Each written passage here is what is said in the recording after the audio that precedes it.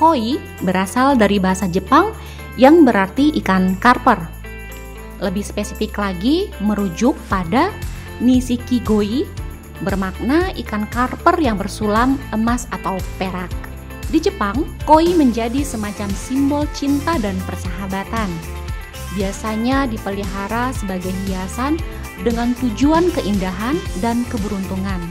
Karena ikan koi dipercaya membawa keberuntungan.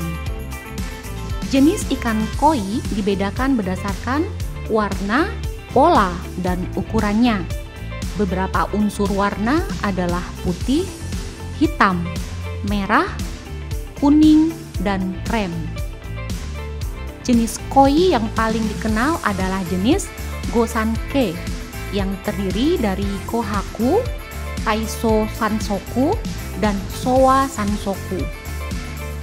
Dalam budidaya, ikan koi adalah salah satu ikan hias yang mudah dibudidayakan dengan syarat harus dengan induk yang berkualitas dan kontrol wadah budidaya yang baik. Harga ikan koi tergolong mahal sehingga menjadikan ikan ini potensial sebagai mata pencaharian bagi para pembudidaya ikan. Harga ikan koi mulai dari puluhan ribu hingga ratusan juta rupiah.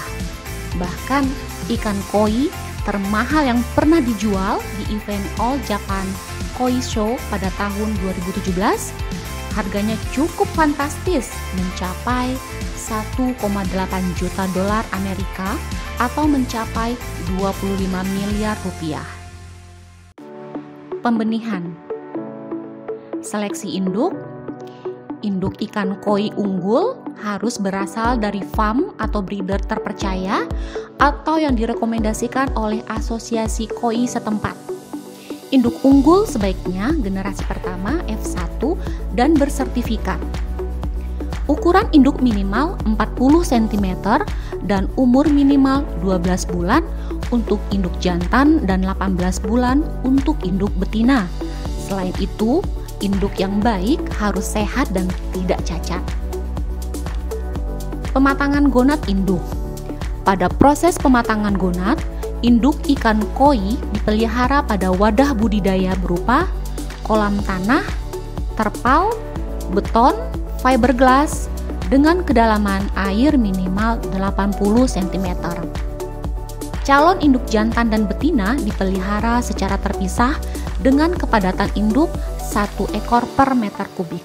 Jenis pakan yang diberikan adalah pelet apung dengan ukuran diameter 5 mm, kandungan protein minimal 30%. Dosis pakan 3-5% per biomasa basah per hari dengan frekuensi pemberian pakan 3-4 kali per hari. Pemijahan. Pemijahan ikan koi dilakukan pada wadah pemijahan berupa bak atau kolam dengan ukuran minimal 2x2x1 meter kubik untuk satu pasang induk. Sebelum dipijahkan, induk jantan dan betina dipuasakan selama 1 hari. Perbandingan bobot biomasa induk jantan dan betina adalah 1:1. Akan tetapi, jumlah jantan biasanya lebih banyak, yaitu 2 atau 3 ekor dibandingkan 1 ekor betina. Pada kolam pemijahan disediakan substrat atau media telur atau shelter atau substrat berupa kakaban atau eceng gondok atau tali rafia. Metode pemijahan alami. Pemijahan alami dilakukan dengan memasang induk jantan dan betina dalam satu wadah. Setelah memijah, semua induk betina dan jantan dipindahkan dari wadah pemijahan ke dalam wadah pemeliharaan induk. Pada wadah pemijahan, sebaiknya sirkulasi oksigen diperhatikan dengan cara menggunakan aerator atau mengalirkan air. Kualitas air harus dijaga pada kisaran suhu 27-30 derajat. Penetasan telur. Penetasan telur dilakukan di wadah atau bak pemijahan. Kedalaman air berkisar 50-60 cm. Pergantian air sebanyak 30% dari volume total setelah memijah atau pada saat pemindahan induk.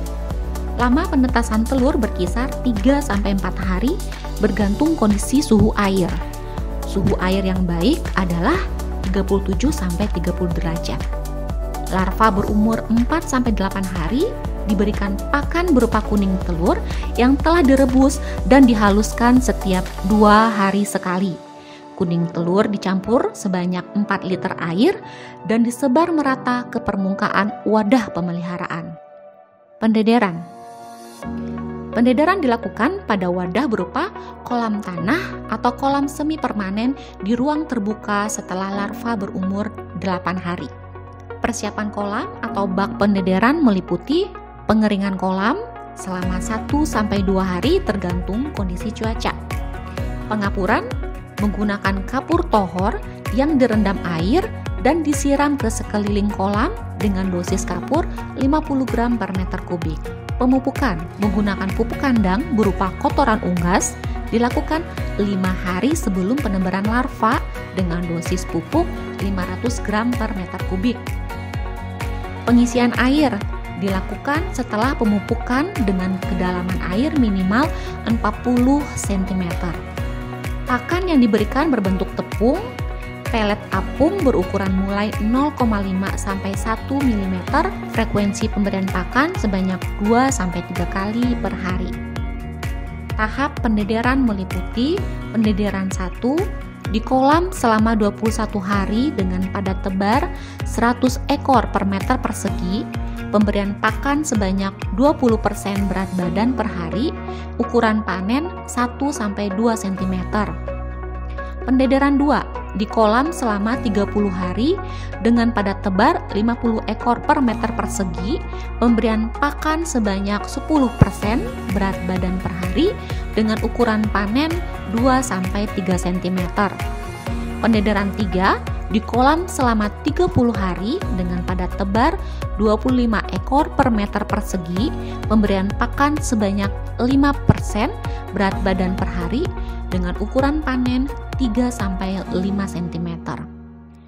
Tahapan pembesaran meliputi pembesaran 1 di kolam selama 30 hari dengan padat tebar 20 ekor per meter persegi, dosis pakan sebanyak 5% berat badan per hari dengan target panen 5-8 cm. Pembesaran 2 di kolam selama 45 hari dengan padat tebar 10 ekor per meter persegi, dosis pakan sebanyak 5% berat badan per hari, target panen 8-12 cm. Pembesaran 3 di kolam selama 45 hari dengan padat tebar 5 ekor per meter persegi, dosis pakan sebanyak 2% berat badan per hari dengan target panen 12-15 cm. Pembesaran lanjutan di kolam selama lebih dari 60 hari dengan padat tebar 3 ekor per meter persegi, dosis pakan sebanyak 2% berat badan per hari dengan target panen di atas 15 cm. Seleksi kualitas warna dan fisik. Seleksi benih dilakukan bertahap mulai umur 50 hari, 80 hari, dan 120 hari. Seleksi kualitas benih koi didasarkan pada pola warna dan bentuk tubuh. Demikian video materi ini, semoga dapat bermanfaat bagi para pembudidaya.